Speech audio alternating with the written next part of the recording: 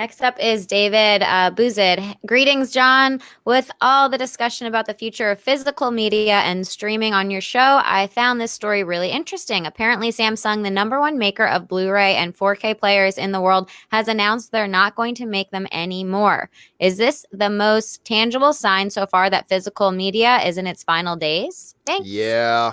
Yeah, it really is. Now, look, I've been saying for a while, physical media is going to be gone pretty soon. I've been a streaming guy for years. I cut my ties with physical media a while ago and all this kind of stuff for years. But the fact of the matter is there's still been a lot of stuff out there for Blu-ray and 4K and whether it's players or the media itself. There's still been a lot of options and a lot of people that still really like this stuff. And so I have not been hoping for the demise of Blu-ray by any stretch of the imagination because there's a lot of people who really like it. However, the writing has been on the wall. Here's some numbers. Just in the last couple of years alone, in 2016, 5.6 million Blu-ray or Blu-ray 4K players were sold. That dropped significantly in 2017 down to 4.8 million, which then dropped again significantly in 2018 down to 2.4. You're looking at a 20% drop in unit sales in just 2 years. So the writing kind of came on the wall. Samsung, who is the number one producer of these things and the number one seller of Blu-ray material, they recently announced also a partnership with Apple where you will be able to natively on all future Samsung televisions access iTunes, AirPlay, all that kind of stuff natively built into Samsung televisions. With things like Roku players and Apple TV players taking off like crazy, with the increased popularity of smart TVs with a lot of media stuff or Roku's built right into them. Actually, the TV Ann and I just bought for our bedroom has a Roku system built into the TV already. The writing kind of came on the wall and they announced that they were no longer doing this. Now, the interesting thing about this is that where Samsung goes, the rest of the industry seems to follow, because Samsung was actually the first major television manufacturer to stop production on 3D capable televisions. Shortly after that, one by one, the other makers started to drop 3D from their things as well. Now, right now, this will leave Sony as the new number one provider of 4K stuff, and you'll probably see a little bit of a boost for Sony in the short term, but I think the way you put this in your email is absolutely accurate. This is the most tangible, real sign that the end is coming for physical media. And with Samsung, the number one provider, dropping out. And by the way, Oppo, which I owned a number of Oppo devices, they were dropped beautiful. out. They were well done, right? Oh. And it was about a year ago that they stopped producing these things as well. But that was just a blip on the radar. Samsung dropping out is pretty major and significant. So I don't know, Rob, you had a chance to see this story. Your thoughts on Samsung dropping out of Blu-ray, and what does this mean for Blu-ray moving forward? I did a little research myself. I didn't make a cool, slick infographic, but I've got something here to read for you.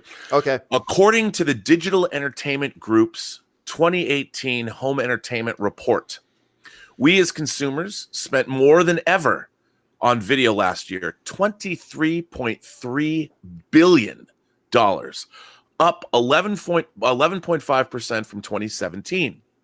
Of that number, subscription streaming, led by Netflix, Amazon Prime Video, and Hulu, took the lion's share with a 30% year-over-year rise to $12.9 billion. Holy crap. We also bought and rented another $4.55 billion worth of online movies and TV shows.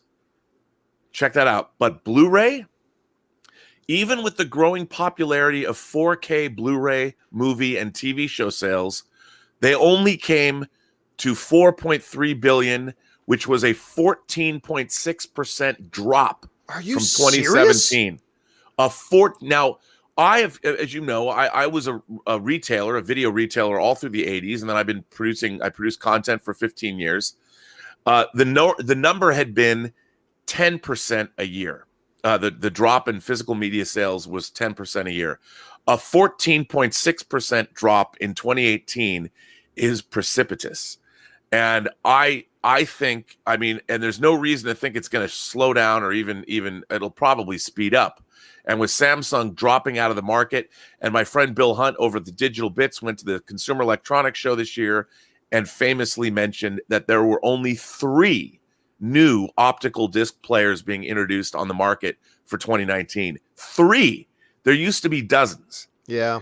And one of the problems on this posting that I had made, a friend of mine, Martin Horowitz, pointed out that optical discs should be a much higher capacity and performance.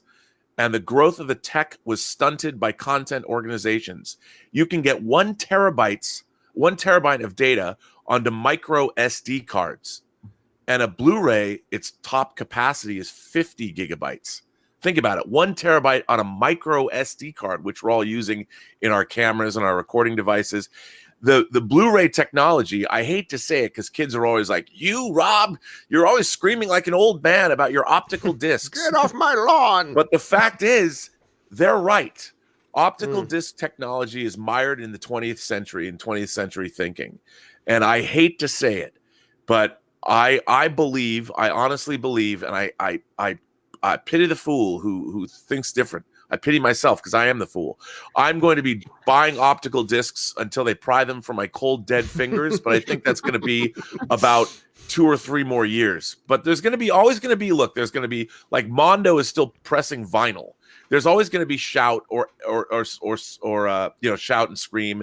There's always going to be places like Arrow who are going to release cult titles, and Vinegar Syndrome will still release things like Liquid Sky. But we're on the downside of physical media, and I give it 5 years. Laser discs were killed overnight by DVD. Yeah. And at the end of the day, who cares about? But I'm in the habit. Like, I'm like, ooh, what's coming out on Blu-ray? This is a habit I picked up 39 years ago. And it's a 20th century habit, and I hate to say it, and I feel terrible, and I'm going to hug my Blu-ray shelf until I'm dead. But you brought up vinyl, and this was the point I wanted to make, is that, vinyl has been a dead technology for a long time, right? But it's still there. Mm-hmm. I mean, it has no real presence, but it's still there. And do you think, Rob, that maybe things like Blu-ray, there will always be enough of a niche market for it that somebody will continue to manufacture it? Because look, as the big players drop out, Samsung, and then eventually Sony and LG will probably drop out. But do you think that will create an opportunity for a niche market kind of thing where, hey, you know what, there are still people out there who like the stuff, like there are people who like getting vinyl. And so there'll at least be something there. So where people like you who really value the physical media stuff, do you think it could still be there for them, or do you think it just may disappear altogether? I honestly think it's going to disappear altogether. The difference between vinyl and say an optical disc is vinyl costs a fraction to produce. Like I'll just give you an example. Yesterday I couldn't be on this show with you lovely people because I was participating in the final sound mix of a short film that I had edited. Now, that short film was finished to a file. We're not out. I mean, I'm going to personally burn myself a Blu-ray because I want to be able to listen to it in 5.1 on my thunderous home theater system. But for the most part, it's a file. We can now send it. Not that we're doing that, but we can send it around the world instantaneously now. We don't have to incur shipping charges. I don't have to burn it to a disc. I don't have to buy packaging. I don't even have to have key art designed if I don't want to. I can now send this finished film anywhere on the planet with a WeTransfer link. And the fact is, it's expensive to transfer films into a file format, especially if you're dealing with old films in negative. You're looking at a cost of $100,000 to scan old negative. That's just to scan a movie.